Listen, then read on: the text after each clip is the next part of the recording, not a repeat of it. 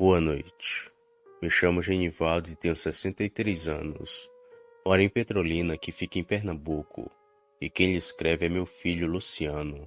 Ele assiste seu canal e está lhe enviando esse caso que me ocorreu. Pois bem, lá pela década de 70, aprendi com meu pai a arte do oleiro, já que meu pai, assim como seu pai, meu avô, se tornou oleiro. Tinha um torno ao lado de nossa velha casa e desde muito pequeno trabalhei com barro. Eu e meus irmãos, tudo com idade de 15 e 17 anos, já fazíamos pequenas panelas e potes para vender no centro. E rendia um bom dinheiro que ajudava a pôr comida na mesa. E com o tempo já mais velhos, aprendemos a fazer telhas e tijolos. E uma certa vez, quando a gente foi ao centro vender nossas peças, um homem chegou perto de nós e deu uma proposta muito boa. Ele estava precisando de uns oleiros para ensinar os homens da olaria dele a fazer tijolos e telhas. O homem era um empresário do Maranhão. Tinha inaugurado uma fábrica de fazer telhas e tijolos há pouco tempo, mas as coisas não estavam indo bem, já que muitos de seus empregados não sabiam manusear o barro e faziam telhas e tijolos tortos, sem nenhuma segurança. Nisso ele veio atrás de uns oleiros para ensinar os homens. O salário seria pago na diária, que era quase 4 vezes o que a gente conseguia no dia a dia. Era bom, mas como eu era rapaz, e só o meu irmão que era mais maduro, a gente achou melhor falar com nosso pai, pois a decisão final sempre passava por ele. Então levamos o homem até nossa casa, meu pai e ele ficaram conversando um pedaço. E o trato foi o seguinte: meu pai iria passar uma semana lá com a gente e depois iríamos ficar só. E estava feito. Na manhã do outro dia, o homem nos pegou em sua caminhonete e nos levou a um interior. Nem sei dizer que interior era aquele, já que se passaram muitos anos, mas sei que deu em torno de umas 2 horas de viagem. E assim que fomos chegando lá, de longe já vimos os fornos da olaria. E o lugar era praticamente no meio do nada. Só tinha algumas casas e umas vendas pequenas. Mas para quem sempre viveu no interior, isso foi o de menos. Logo eu, meu irmão e nosso pai começamos a ensinar aos homens o ponto do barro e também o tempo certo em que os tijolos e telhas ficavam no forno, já que eles erravam mais nisso. Porém, como eram muitos homens, ensinamos uns 20 naquele dia. E o assunto que todo mundo comentava lá nesse meio era de um bicho estranho que aparecia à noite na olaria. Não fazia mal a ninguém, mas assustava qualquer um que o visse. E não vou mentir não, mas fiquei com medo só de ouvir a fala dos homens, pois todo mundo estava comentando sobre isso. E fiquei com mais medo porque a gente iria dormir numa casa próximo de lá, cedida pelo dono da olaria. Mas tudo ocorreu bem naquele primeiro dia. A casa não era bem uma casa, era um casebre feito de barro, com uma única porta e janela. Quando a noite chegou, nem notamos a hora em que dormimos. Só capotamos na rede e fomos acordar de manhãzinha. Já pela manhã, quando fomos trabalhar, ouvimos as mesmas histórias. Um bicho estranho que estava aparecendo pela olaria. O meu pai sempre falando que essas coisas não existiam e dizendo para a gente não se preocupar. Eu sentia medo, mas como meu pai estava armado, me sentia confiante com sua presença. Com isso passou 2 dias, 3, e logo acabou a semana. E no sábado nosso pai teve que voltar para casa, pois a minha mãe e meus irmãos mais novos estavam a sós, e deixou a gente sozinho lá. E como já tínhamos pegado as manhas, o resto ficou fácil. Mas antes de ir, meu pai deixou seu 32 com meu irmão, municiado com 5 balas e mais 12 de reserva, e deu um conselho que lembro bem.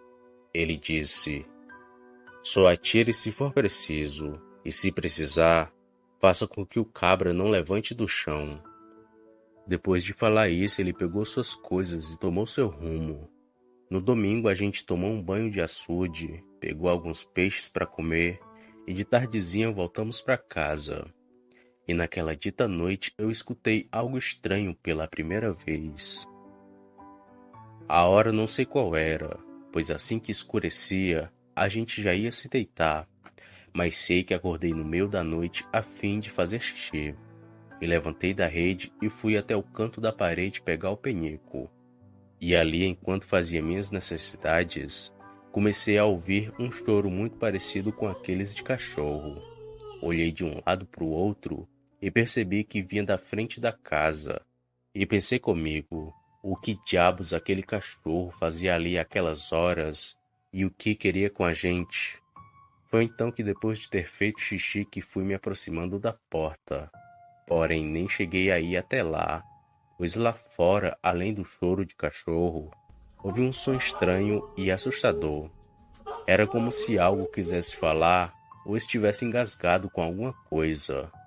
Na mesma hora em que ouvi aquilo, percebi que não era um cachorro que estava ali, e só me veio à mente o lobisomem que os homens afirmavam estar aparecendo. E o medo que senti foi tanto que fiquei imóvel por mais de 10 minutos, pois esse foi o tempo que aquela coisa ficou ali, fazendo barulhos assustadores.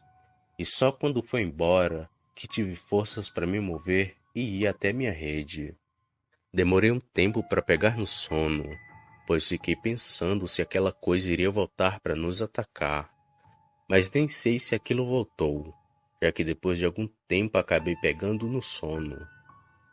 Pela manhã contei a meu irmão do que escutei, mas ele disse que era só um cachorro e que eu estava impressionado com as histórias. Mas não era isso, e tenho certeza que aquela coisa não era um cão. E minha teoria se confirmou depois, já que quando perguntei aos homens se tinham cães para vigiar a olaria, todos me disseram que não. E como disse, ali era no meio do nada. As casas e cidade mais próximo ficavam a uns 20 ou 30 minutos de caminhada. Não tinha como ter cachorros ali, e passei o dia com aquilo na cabeça. E assim que a noite novamente chegou, tentei ao máximo ficar acordado para ver se escutava algo, mas não ouvi nada, e nem 4 dias após ter escutado aquilo, até que novamente recebemos essa visita indesejada, mas dessa vez foi meu irmão quem viu. De madrugada fui acordado com o balanço da minha rede, e quando acordei percebi que era meu irmão, pois ouvi ele sussurrar assim: Não faz barulho. Se levanta e vem ver uma coisa.